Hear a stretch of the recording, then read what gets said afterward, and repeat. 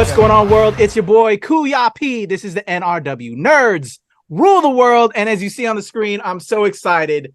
Let me talk about this man real quick. He's an actor, producer. He was recently nominated for a Tony for Best Musical, New York, New York, and will be producing Broadway's Spring 2024 revival of the classic The Wiz. Super excited about that, but we'll keep that on the hush, hush, hush right now. Let's just talk all things right now. Lamar Richardson. I'm going to shoot off the air horns. Lamar, how are you, sir? I'm well. Happy Friday. How are you? Happy Friday, sir. I'm wonderful. Thank you so much for your time. As I was saying earlier, I know it's 4th of July weekend. A lot of people are getting in their cars, going to see family and friends. So I can't thank you enough for just giving me a little bit of your time today. Absolutely. It's truly a pleasure and an honor to be here. Thank you so much. So I feel like I know you already a little bit, which is something I don't normally do. I do a little bit of light research. I got to shout out the amazing press public relations for sending me some info about you, but I decided to listen to a few podcasts. And so a lot of what I do, I kind of like to go off the cuff and kind of come up with my own questions, but like, I think you had some great interviews. You really give on your interviews. Thank you. So I kind of wanted to just, I guess, do a natural conversation with you and just kind of talk just creativity. As empaths, as an actor, producer myself, you know, I'm an empath. I feel with what's going on in the world. And like this week, and actually I live in the DC area, so politics come into the equation. And man, I feel as a person of color, you know, we're taking some hits right now with some Supreme Court decisions. And so I guess I'll start with that with you as empaths, as creatives. I know it's my duty as a person of color creative to kind of help use my medium to create a message and help so that way we can, you know, change the world for the best. And I'm curious how you deal with things as from your level, Tony nominated, killing it. You know, how do you feel with what's going on in the world? Does that kind of push you back from like your creative? Do you have to like sit back? Because man, I'm just sad right now on like the hits we've taken this week. Yeah, I mean, absolutely. Similar with you. I'm a Scorpio. I'm an empath. Same. So all the emotions, all the feeling, all the time, you know, and I just think that it is a very disheartening time in society, you know, on all levels. You know, in Hollywood right now, the WGA is striking, you know, for well-earned pay, right? That benefits all of us, actors, producers, directors, etc. And, you know, it's just so sad to see that, you know, there's so much money on the table in this industry. And what they're asking for is fair wage and for fair treatment and for fair protections, given what's happening with technology. And it just blows my mind that, you know, we're now on whatever day of the strike it is, and we're still here in this same place, you know. And even today, SAG is but their negotiations. There's the same thing there. And then, like you said, yesterday with the Supreme Court, I mean, I just feel like we're in a vortex. What is happening? It's so taxing, right? And I just feel fortunate for the silver lining as an artist to just know that I have a responsibility, you know, to use entertainment, to use media to be able to turn a mirror on society and reflect these stories back so that it can reach a broad audience and affect change. And I really take that to heart as an actor and as a producer as well, because, you know, with the platform that I have now, it's all about using that to really positively impact the culture. I love that and completely agree. Yeah, I hate to start off with something negative, but I think it would also be inspiring and it could show that no matter what level you're at, we're all affected by this and we can all do what we can to keep it going and pushing. So man, I've just been on a tangent today on Twitter. Like, you know, Twitter's you know, Twitter can be venomous in a way, but also inspiring in a way too. How we keep pushing things. So Lamar, this is the Nerds Rule the World, Nerds of Color. As POCs, you know, and getting into this business, I know you're from the islands. I'm an island cat myself, Philippines, first generation. You know, we don't exactly get pushed to go into the arts. You know, I know I was pushed to go become a doctor or a lawyer. I know you almost went a lawyer. And you stumbled across the arts. Can we go to your journey of coming into the arts and meeting up with Felicia Rashad and just kind of like the path you took and how that, you know, brought you to talking to me right now? Yeah, absolutely. So life is a winding road, right? And it's just fascinating to see how, you know, you have these ideas and these visions for yourself, and then things just reveal themselves the way they're meant to be. So for me, I've always performed, as a kid, I would be in church plays and productions, Martin Luther King Day, Easter, all the little plays that we would have.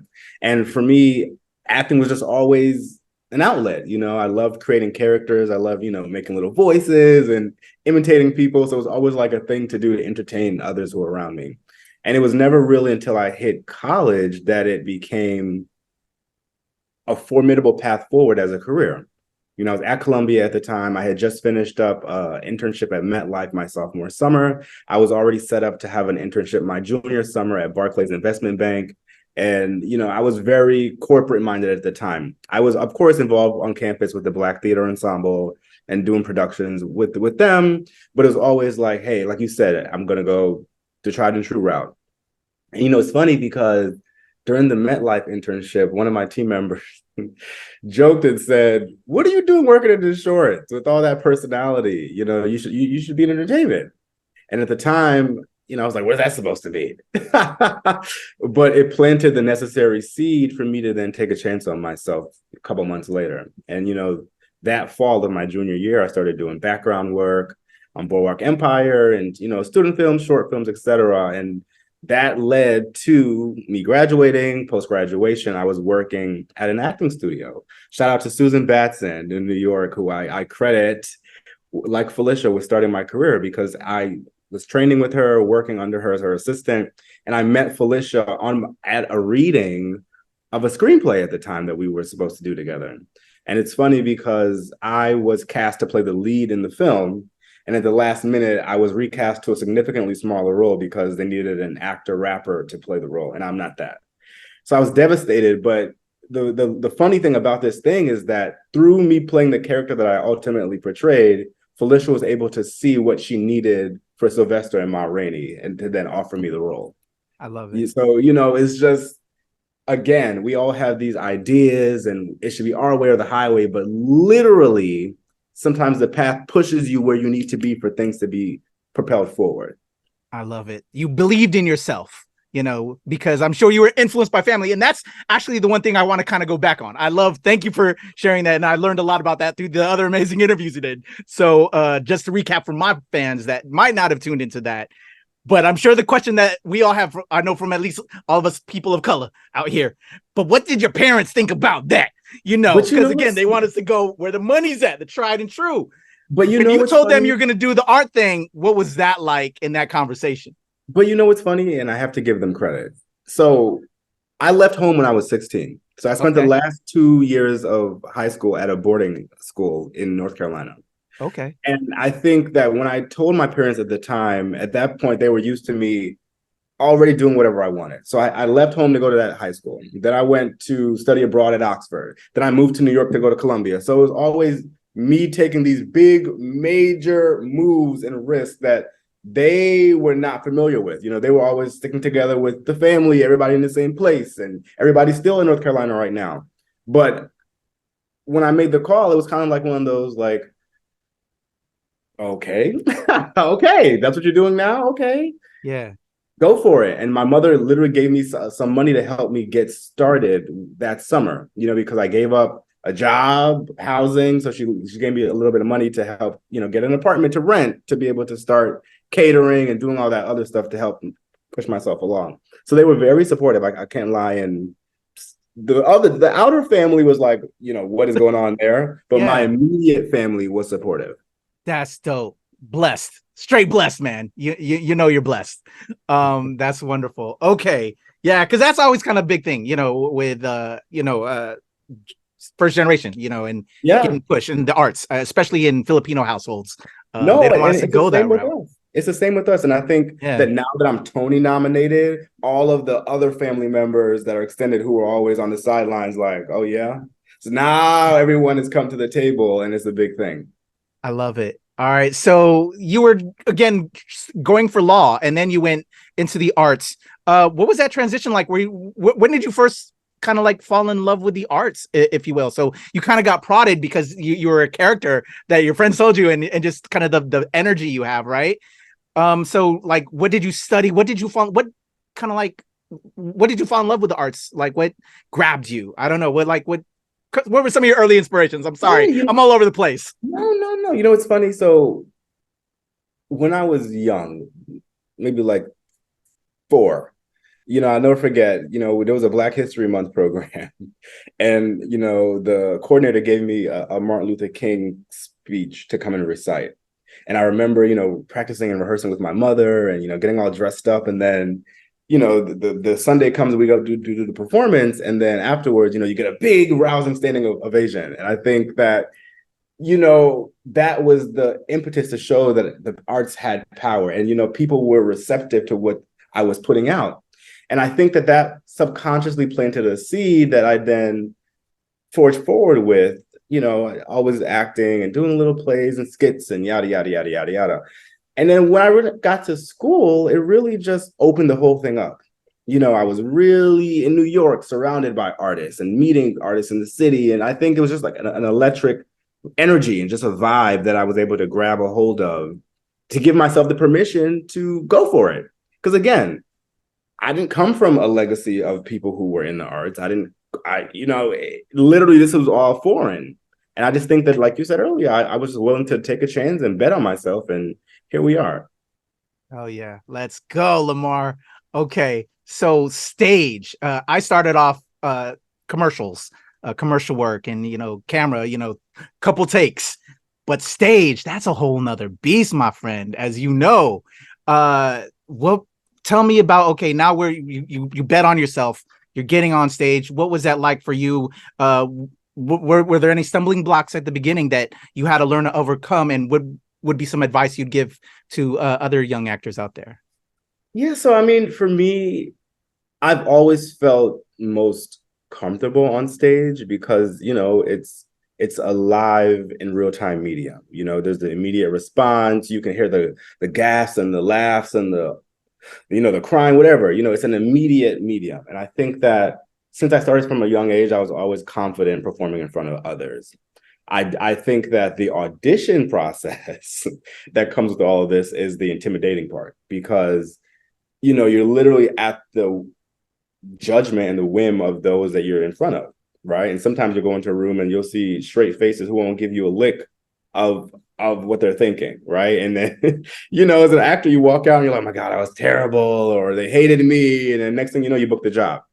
And I think that to this day, auditioning is still one of those things where it's just like, but now that it's all self-tape and everything like that, that's much more helpful. And I think it's just taking the pressure off yourself. And me being a producer now, I've learned that you not getting the job as an actor is literally more times than not about your talent. It's about the look. It's about your height. It's about you look too close to somebody else, or it's all these other things that you can't control. And I think that has freed me up substantially to get out of my head about it and really imbue whatever I, as Lamar, have to offer as an actor to the role, and not trying to create an idea or fulfill whatever I think they want. And I would encourage any artist here, whether you're an actor or a singer or a dancer, whatever, lean into whatever makes you special and truly trust that is enough. And do not get discouraged if it takes longer than your friends or those who started after you. I really believe that everything happens on time. And I've had to learn that and find it to be revealed before myself a decade later, after my acting career being here. Now this producing career has come and forged forward in a completely different way. I love that. Completely agree. I'm sure it's changed the way when you now submit as an actor, when you put that hat on. Yeah, I know I've changed for myself as well. I love that. And encourage everybody to listen to my man, Lamar Richardson, right now. Okay, so another aspect I think we definitely get as men of color is stereotypes. And when those hit you, and racism in this field, it's there. Let's, the world may be changing, but it's still there. How do you cope and deal with that? I know I've had my challenges and I've discussed it on my podcast here quite a few times, but I'm curious, when you've ever encountered that, even in your lane as a Tony nominated, amazing actor, producer, Lamar? Yeah, no, I mean, it's all the time, especially being based in New York, and a lot of the shows being in New York are procedurals. So, there's the hospital shows, the cop shows, the law shows, etc. And you see those storylines where the criminal of the episode is, or the mugger or the rapist or whatever the case may be in that episode ends up being a person of color, and you're like, here we go. And it's just like a broken machine that needs to be fixed. And I think that everyone is just comfortable with it and likes that it's just what's the norm, and no one wants to challenge it. And I think that it's on showrunners and producers and writers to literally, as they're writing the script and putting in the character description notes, to literally itemize, like, okay, this large lawyer arc in this scene, this needs to be for a person of color because it's a significant role, a white collar role that someone from that community can represent. It can't always be you're pushed out to be, the bailiff or the judge or whatever, something that's too small, that's not too big, that's not too much. I think we constantly see that, and it needs to be opened up. And I think that when people in those positions make that active decision to do that, it would change the game. Because again, representation matters, visibility matters. And the more times primetime people, that primetime audience, people who are watching NBC at night, 8 o'clock at night, that middle America family, if they come and see a Asian American district attorney come on the episode, or they see a new lead who is Hispanic, it can shift their perspective on that community and undercut these prejudices that exist to this day. And I firmly believe that. Completely agree. Same, sir. That's what brought me in front of you right now. As I think, starting off as an actor, and then I kind of wanted to be the segue for you as well. And if maybe some of that was why it led you to producing, because you can only get, it's part of the job that we get rejected. It's 85% of the time. So if we want our stories told, we got to write them and produce them ourselves in a lot of ways. Exactly. And especially what's also important, when you're in a certain demographic, like for instance, I'm a Black man, but I am 5'7". I am not 6'5". I'm not going to be the basketball player or the this or the that they historically see when they think of the stereotypes and the tropes, right? So of course, it's going to make it significantly more difficult for me to find roles that fit, because I'm not in that historic canon. And I think that I've now seen that, hey, in this position, I can literally be the person to change that. Find a writer to write a story that I see myself in, and then help to get it produced, and find a director and fit it all together and put it out into the world. And that in itself is the power that I've now found and that I'm now leaning into. I love it. I love it. And I thank you for that, Lamar. So making that transition, what has that experience been like? I think I heard, again, I listened to a lot of you already today. You had a mentor. What was that like? And what are some lessons you could also put out there as well in regards to that? Yeah, I just think that this is a very challenging field. And like you said, there's so much rejection. There's so much sitting and waiting. And I think that the best advice I've gotten is to know that, one, you're enough. You as an entity, whatever you offer is enough. Your background, your look, your energy, your essence is enough. And two, giving yourself the permission to try things and fail. When I said a year ago that I'm going to venture out to be a producer, I had no idea what this would lead to, and if I would even be successful at it. And now looking back a year later, I'm gobsmacked at the journey, because it literally shows what happens when you get out of your own way. And for the longest, I wanted to just be an actor. I did not want to have to do anything else, because I wanted to be that success story who was discovered in a coffee shop or gave some audition that was so great that it led to some big role. And that's just not my story. It's not. And now seeing that it was meant for me to go this path as a producer now, and I can be a multi-hyphenate and do both. That's the best advice I could give to anyone. If people keep telling you something that you don't want to hear, like, oh my God, you have such a great director's eye, you should look into directing. Lean into that, because you never know what door that could open for you. I love it. I love it. Completely agree, Lamar. All right. So you leaned into it, and obviously you got Tony nominated, sir. And you got so many amazing projects coming on the way. doing a lot of theater as well. But I know you were mixing it up, with the acting front. And talk to me about, we didn't touch upon, what I do, like recorded film and TV, episodic type work. You do a lot of plays and perform and stage stuff. But what is that like for you as an actor, kind of transitioning? Do you like or prefer one over the other? Can we talk on that? Yeah, so ultimately I plan to do all, right? So I started in theater because I'm in New York and Broadway's here, and the immediate need for producers of color is evident and timely. And I knew that I had the bandwidth, the resources, and the skill set to do that. The ultimate goal is to leverage all that experience, that resume, and that body of work to then do film and TV. Like, for instance, right now I'm working on a TV project. And then I'm also always reading scripts that people send for film and TV, yada, yada, yada. My biggest thing at this point is that I'm going to marry the two. I am foremost an actor. So as a producer, I will find projects that have a good role for me in it, and that it also speaks to me, that I want to be seen, that I want to help make. I don't have to be the lead of the film or the TV show, but I would want a significant role or supporting role of note that I could get behind to help make it get to the screen. And that's what I'm working on now in terms of producing. So I'm starting in Broadway, and then I'm going to pivot. As an actor, I still actively audition for everything. I just did an episode of Blue Bloods earlier this year, FBI in the fall. We're on a strike right now, so auditions have been more scarce. But whenever they come, I do them. I just had a commercial audition yesterday. I'm actively still an actor, and I want to make that clear, because a lot of times people see the success as a producer and they assume that that's all that I'm doing. And no, I'm doing both. And I will continue to do both until I decide not to. Yeah. I love it.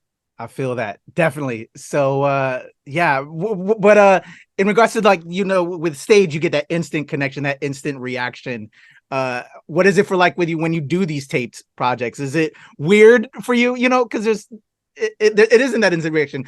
And then also when you get you see the final products with film and TV, and I did Don't Look Up for Netflix and had some great scenes with Leo. It got cut. I got my credit. That was awesome. But I was telling everybody, and then you gotta stop telling people because it got cut. So I'm curious with you, because you as a stage cat, you get that reaction there, but then with cinema, film, TV, it's different.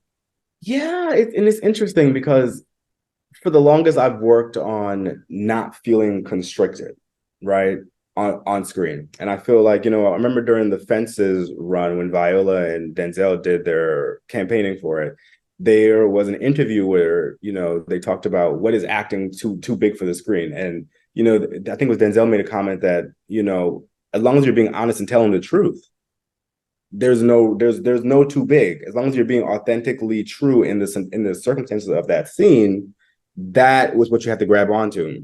And that has helped me so much in my on-camera auditions to not get so caught up in my head about being too big. Because then what happens is you'll shut yourself down and then you end up doing nothing or being too small, and then you won't get the job. So I just think that there's always that fine line of, just trying to give yourself the permission, get out of your head, be free, and just really just lean into the performance. Put the performance first and trust your craft, and just know that it's all gonna work out the way it's supposed to. I love it. Lamar, you know what? I'm gonna tell you right now, what made me listen to so much podcasts that you did and interviews you did this morning was your tone, your voice. You have such a wonderful voice and such an inspiring voice. And that's and right now, I'm just listening to you right now. Man, I'm inspired right now. I'm ready to go kick some ass right now. I love it. So just had to tell you that. And I wish you nothing but success. Thank you, sir. So to close this out, one of the things I want to ask you, because this is Nerds Rule the World, Nerds of Color, where we are very proud in ourselves as nerds of color, and that we can take over the world. Nerds rule the world with everything that we do. It's proven. Yes. What are you a nerd of? Obviously, you the stage, acting. You study law a little bit. What is something that Lamar Richardson can give a TED Talk on? What do people not really know about that you just nerd out about? Real estate. Real estate. Okay. How did that come along? Because I've spent years, I've had a million survival jobs, and a big substantial one has been real estate. you know, and a lot of people don't know that about me because I don't actively talk about it, but I'm fascinated by it. You know, it depending on the location you're in, the demographic, it's just fascinating. And, you know, like in New York, for example, there's co-ops, there's condos, there's townhouses, you know, there's out multifamily houses, there's commercial. I'm just fascinated by it as a product, how it accrues value, how it accrues interest, you know, how people buy it and sell it. And yeah, I can just go on and on. Oh man. I love that. I love that. Yeah, actually, it's funny you brought that up. When I watched Inside recently with Willem Dafoe, amazing actor, right? I don't know if you saw Inside. I didn't see it, no. All set in one location. He's stuck in this place. But I had recently watched like a documentary about real estate, New York real estate. That's why this reminded me of it. I'm sorry, I'm tangent right now.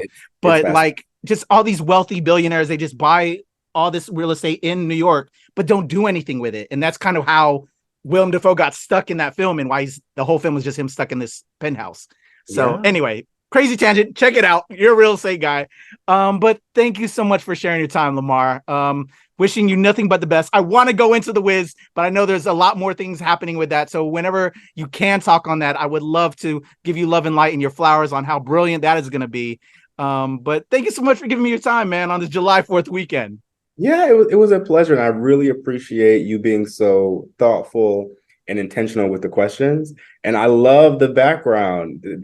It's you. Yeah, no, I just man. It means a lot to me, and I really appreciate your care for this. And it's an honor to have met you. And I look forward to supporting you and seeing what you have coming up as well. Thank you so much, sir. Everybody, check out Lamar Richardson. I'm gonna have all the links in the description below, so you can follow him, subscribe. Check out New York, New York. You can check out the Wiz. All the things coming up very soon. Lamar, it is truly a pleasure. Everybody, Kuya P, this is Nerds Rule the World, y'all. All right, there you go. There's a cut, Lamar.